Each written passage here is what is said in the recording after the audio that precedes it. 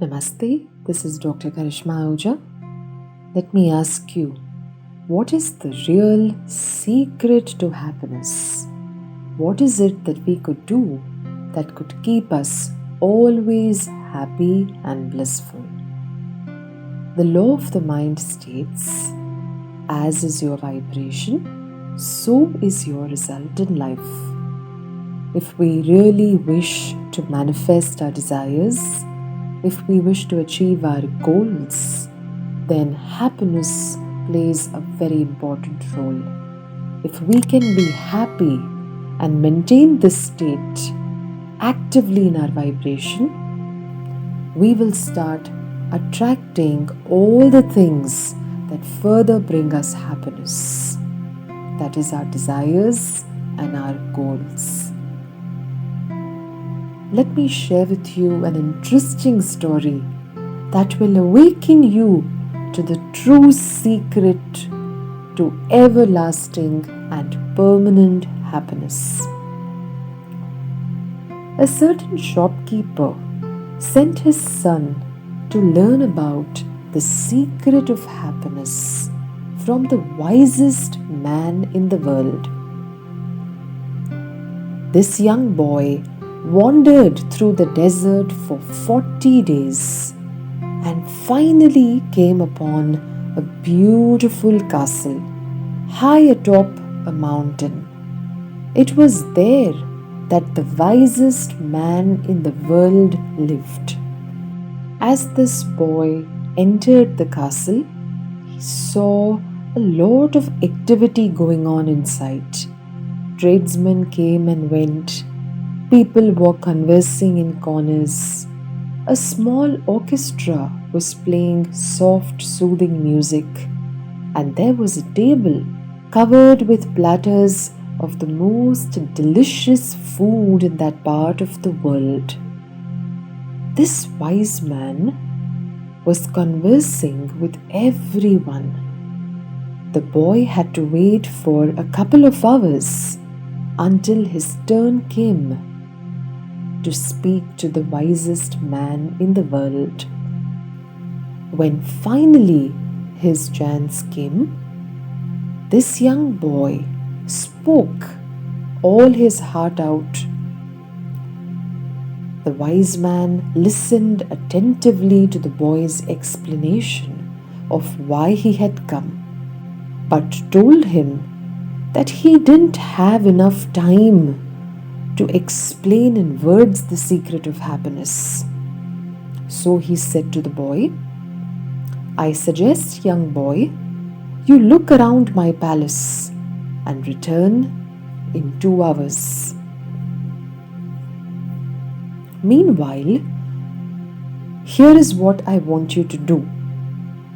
Handing the boy a teaspoon that held 2 drops of oil, he explained to the boy, "Young man, as you wander around my palace, carry this spoon with you without allowing the oil to spill. Go very, very carefully." The boy thus began climbing and descending the many stairways of the palace, keeping his eyes constantly fixed on the spoon. After 2 hours, he returned to the room where the wise man was. "Well," asked the wise man, "did you see the Persian tapestries that are hanging in my dining hall? Did you see the beautiful garden that the master gardener took 10 years to create? Did you notice the beautiful wall hangings? Did you see the books I have in my library?" The boy was embarrassed and confessed that he had observed nothing. His only concern was not to spill the oil that the wise man had entrusted to him. "Oh," said the wise man, then you must go back and observe the marvels of my world. You cannot trust a man if you don't know his house well. So, go back again.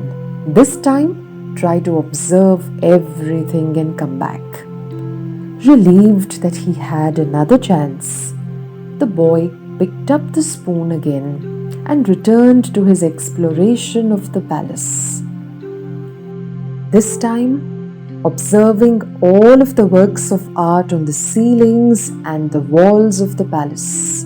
He saw the gardens, the mountains all around him, the beauty of the flowers, and the taste with which everything had been selected. Upon returning to the wise man, he related in detail everything that he had seen. He also described the beauty that he experienced and the appreciation he had as he was observing these wonderful things. "But," said the wise man, "where are the drops of oil I entrusted to you?" Looking down at the spoon he held, the boy was embarrassed again, for all the oil was gone. He was so busy this time observing the surroundings, he could not pay attention to the oil on the spoon that he was carrying. All the oil was thus gone. "Well," said the wise man, "there is only one piece of advice I can give you. Hear me very, very carefully. The secret of happiness is to see all the marvels of the world, to observe all the beauty around you, and to never forget the drops of oil on your spoon." The wisest of the wise men had taught this boy the secret to happiness: appreciation for everything around you, and to never lose your core being, yourself, in the process of trying to achieve things in your life. To stick to your core, your values, your virtues, for that is what brings true happiness. Never compromising on your values and virtues. And so, here are 5 things I would like to emphasize that we can consciously practice to experience more happiness in our lives. 1. Free your heart from hatred. Practice forgiveness on a daily basis. If you can forgive others, if you can consciously try to free your mind and heart from the ill feelings you may have accumulated because of your experiences, you will be the happiest person in the world. 2. Free your mind from worries. Most of the times, things we worry about never happen. So consciously make an effort to divert your mind. Instead of worrying, pray to God. Have faith in the universe, and things will automatically start working out for you. For prayer will give you power, strength that you need to come out of even the toughest of situations successfully. 3. Live simply and appreciate what you have. If you do not appreciate things around you, if you do not be thankful for all the blessings you have received in your life, then you will never be able to be happy even with the things that you wish to achieve in your life. Things can't bring you happiness. Your awareness of the value that things around you bring will bring you true happiness and bliss in your life.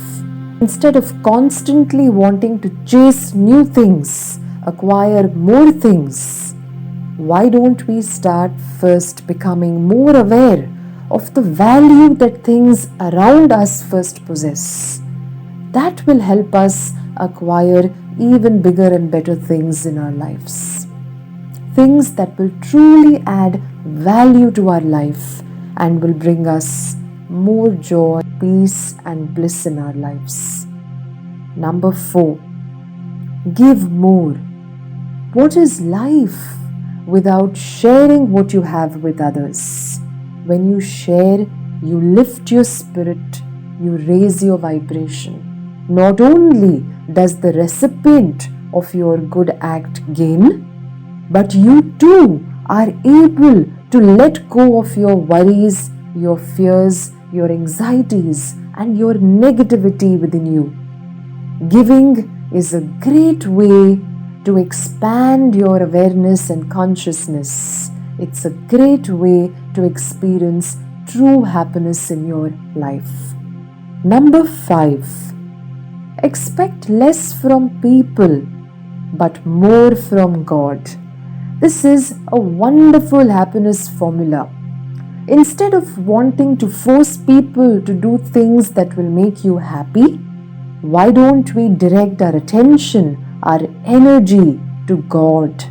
When you sincerely take and chant the name of God, when you believe in the power within you, you will always experience peace. And peace will always lead you to happiness.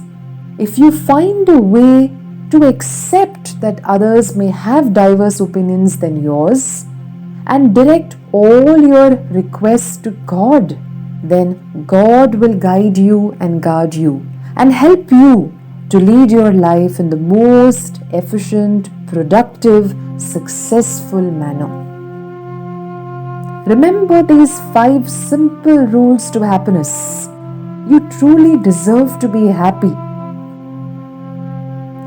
I hope you enjoyed this video. Like and share it with others. Subscribe to this channel. Click the bell icon to stay updated with all the latest videos. This is Dr. Karishma Ahuja wishing you all the very best. Namaste. God bless.